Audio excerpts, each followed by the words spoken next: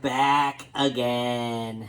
This is we just decided let's roll some tape here Yes. because we're having an interesting conversation. We'll try to rewind it back to the beginning here when we were talking about pansexual, which I thought right away was that you're attracted to intelligence, Which is sapiosexual. which is sapiosexual. So you looked at pansexual. To make sure I had it right. Yeah. Because I believe you are correct when you said I was pansexual. Yeah. Because pansexual is you're attracted to the personality. Okay. It's not necessarily the package it comes in. You really are like that is what you find hot is personality. Yeah. That's what it is in its bare breakdown. Like people get all weirded out because they're like, oh, it doesn't matter, guy or girl. That's not the focal point. The focal point is what gets you, what turns you on. And what turns a person on as pansexual is a personality. Yeah, so pansexual, you could look at it either. I mean, it's true you're bisexual if you're pansexual. Yeah. But the sex of the person has really no bearing on whether you what you find attractive. Pick that person. Yeah. And like with sapiosexual, it's intelligence. Well, if you think about it, that doesn't necessarily mean male or female either.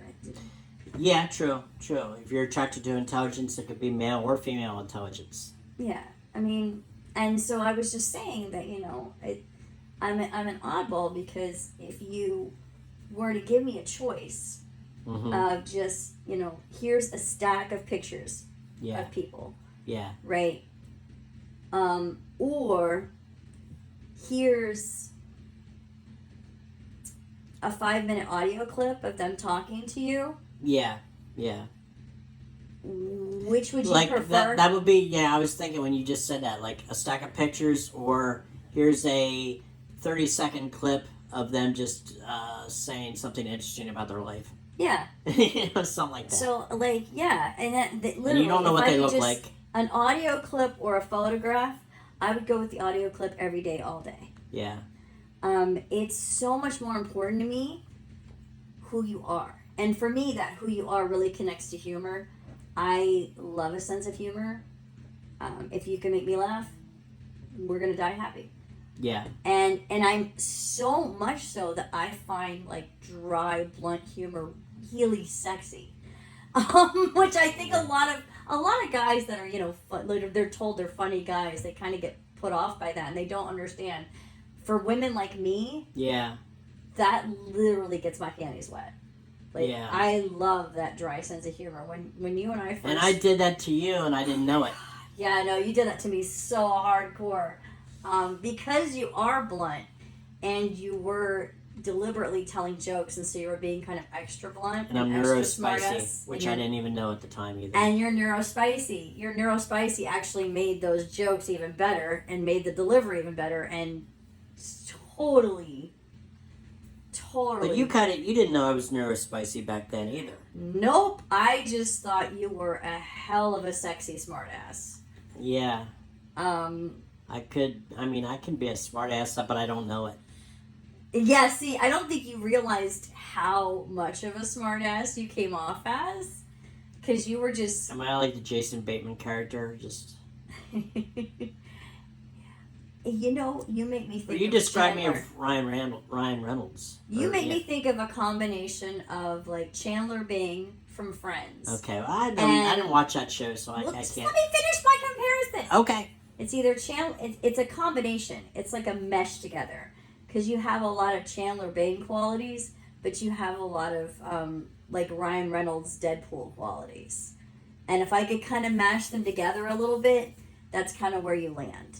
Okay. Because knowing you're neurospicy, it can kind of be quirky and funny cute like Chandler, but not knowing you're not neurospicy or just your delivery sometimes is hot enough that it comes off more like Ryan Reynolds. Okay. Both are attractive. Both are the kind of guys that turn me on. Like, I love humor. Your personality is like, Well, you said that was number 1 on your list. Number 1. Number 2 is the sapiosexual. coming right in after that personality is intelligence. And I'm not saying you have to be a rocket scientist. Mm-hmm. I just want to be able to hold a decent conversation with you. Yeah. It doesn't, seriously, it doesn't mean you have to be, above average. It just means you have to be able to talk. Yeah. And that kind of leans more, because again, that personality is the first part. Yeah, yeah. The intelligence comes in afterwards for me. If you have the personality, you don't have to. The intelligence doesn't have to be as strong. Right, they kind of help each other out, Yeah. like where one is. Because you can know how to fake it. Because I'm not Personality-wise. perfect. I don't have everything, so like I'm not sitting here looking at you like you got to be this. No. For me, what I find attractive most is personality. After that is intelligence. Because like you can be super duper smart, but if you have no personality and no sense of humor, then it doesn't do it as much for me. Yeah, like I had a friend when I was growing up, and in elementary school we were really close, but he ended up being valedictorian of our class. Very, very smart. Mm-hmm. And I thought he was. When he was younger, he was more playful. Then he got to the point where he's like, I'm so smart, I'm not going to be playful anymore. Like, we used to, play games and between the houses, the yards and stuff, and do all this stuff, and watch wrestling together and stuff. And then he became too intelligent to do that. And so then something's lost. And it's like, and there was no personality there. Like, I couldn't hang out with him anymore. Yeah. And we graduated together, but basically from I'd say 5th grade on, we didn't speak to each other anymore. See, it was never like we had a fallout or anything. It's just like he knew and I knew that we didn't have anything in common to talk about anymore. I think you're personality driven definitely on a friendship level. Yeah. I think you're personality driven to a certain extent in relationshiping, but not as hard as I am. Well, when you're saying relationshiping, or are you saying sex? That's fair, because relationshiping, yes, you absolutely are. Yeah. But because for you to have a relationship with somebody, as far as that's fair. Hang out with them and call them on the phone and blah blah blah. Relationshiping, you definitely are, but sex wise, not so. It doesn't have to be there. For me, it's so fucked up. Like, literally, visually, the visual attractiveness is the third. Yeah. Like, you can be hot as hell, but you've had some that were just and just fails because they couldn't even flirt with you because they were so bad. Yeah, but they were hot as hell. But then you had a couple, but they were all a lot of them too were in their 20s, which was a bad sign off the bat. But yeah, you had some gym studs coming after you and stuff that were in their mid 20s. But they just, I couldn't. The personality wasn't there. The intelligence wasn't there, and the maturity. Maturity, yeah. But that's me. That's how I roll. Which makes it messed up because I attract. Because it's not necessarily they're stupid. They're just young and immature. Yeah. So it's the personality or the lack of just not experience. I attract a lot of guys that would be into MILFs. Yeah. I really do.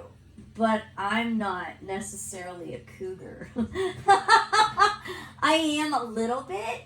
Yeah. But I want an older guy. I don't want you so young that you don't know your way around the world. Yeah. Well, I think with guys, it's easier for younger guys to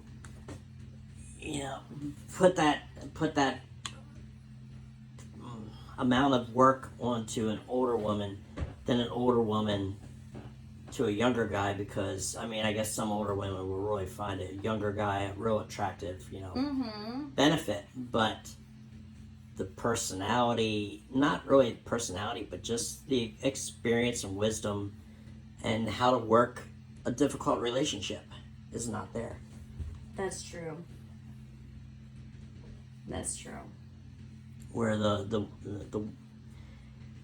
so I think that's a lot of times why, if it's a cougar thing, the cougar is in it strictly for the sex.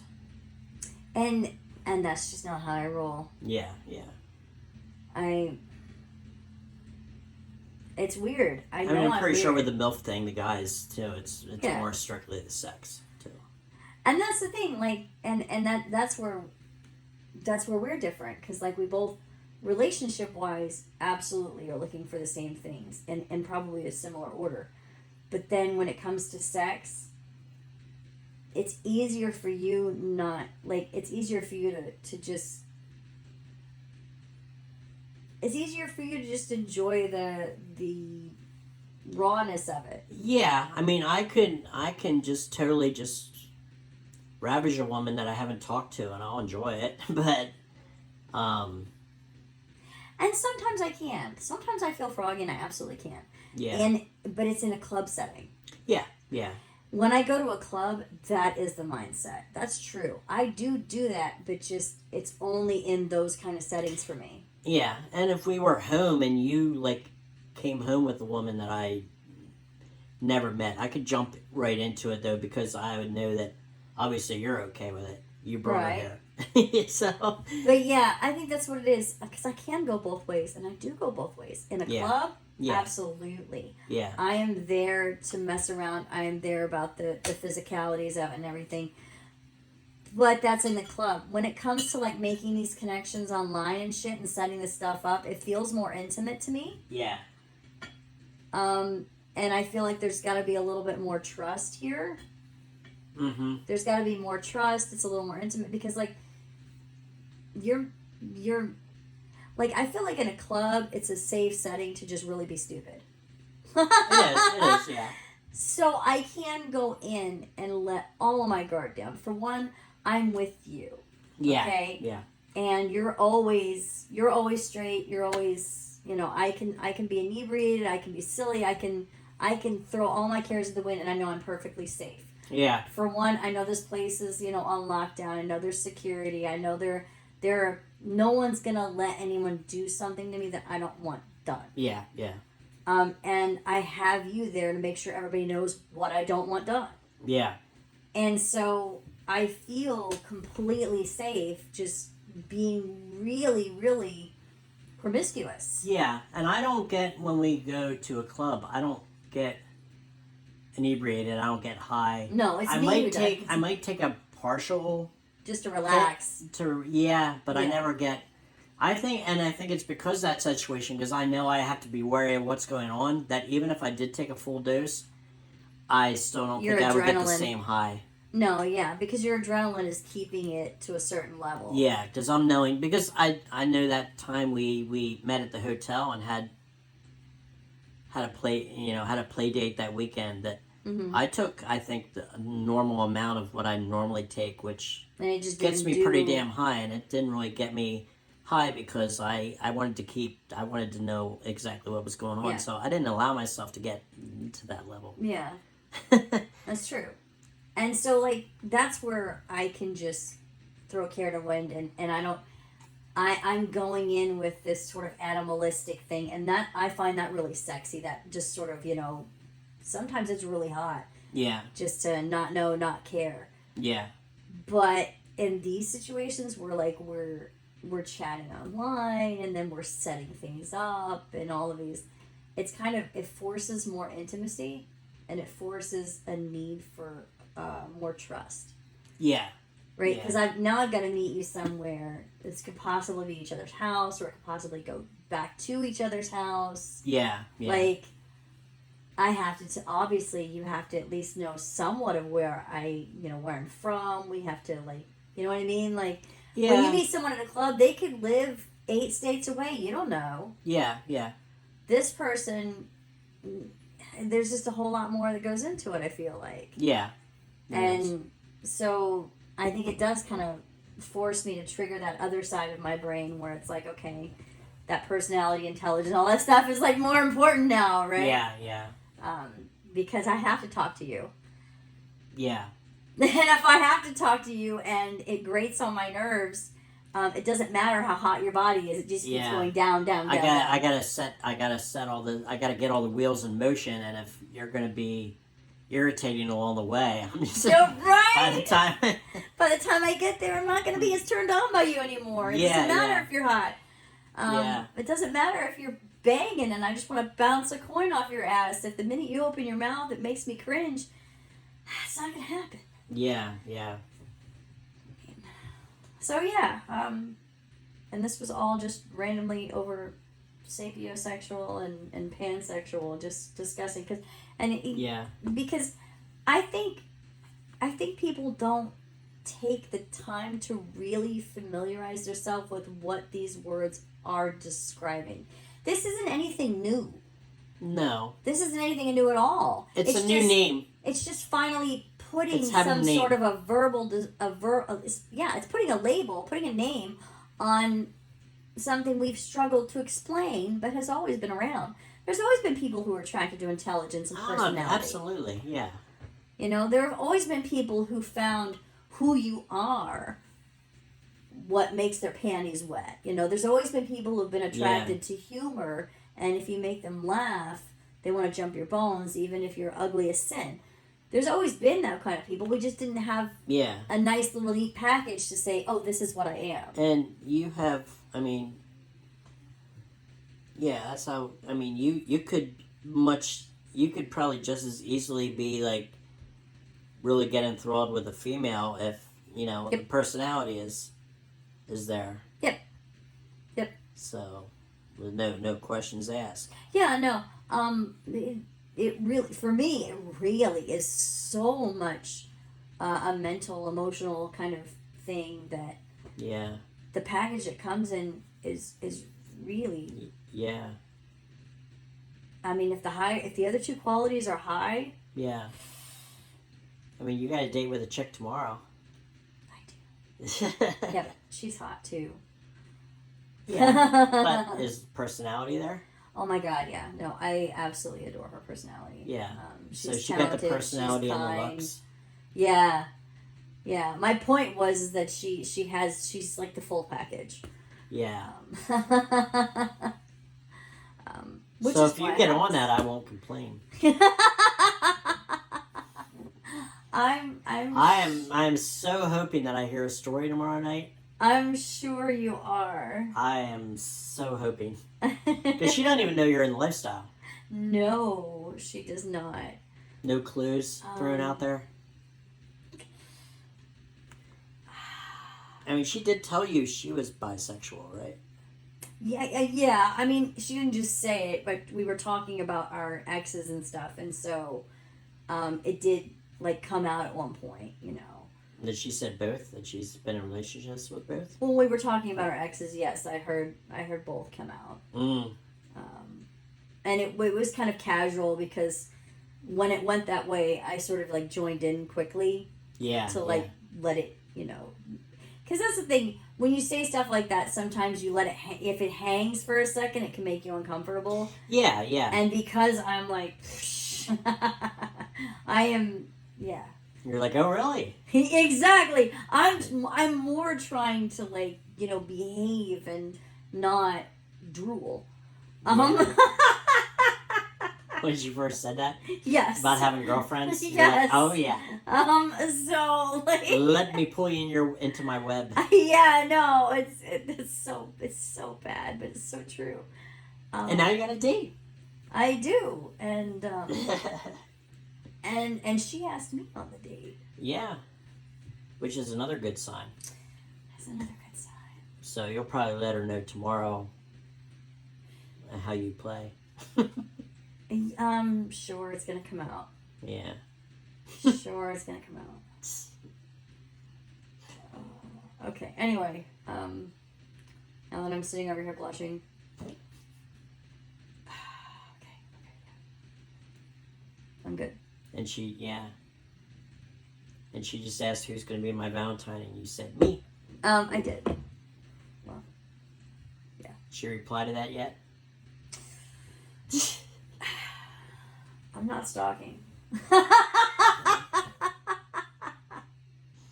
All right. Anyway. So that's what's going on. That's what's going on this weekend. Yes. Lots of fun and adventures. And we're gonna have another adventure on Monday night, Yes. probably. So we just have all this stuff to catch up on in next week.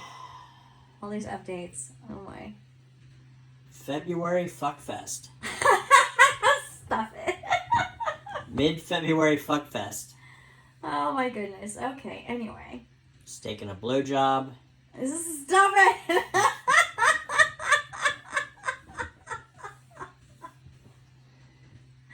Valentine's Day, and then sticking a blowjob.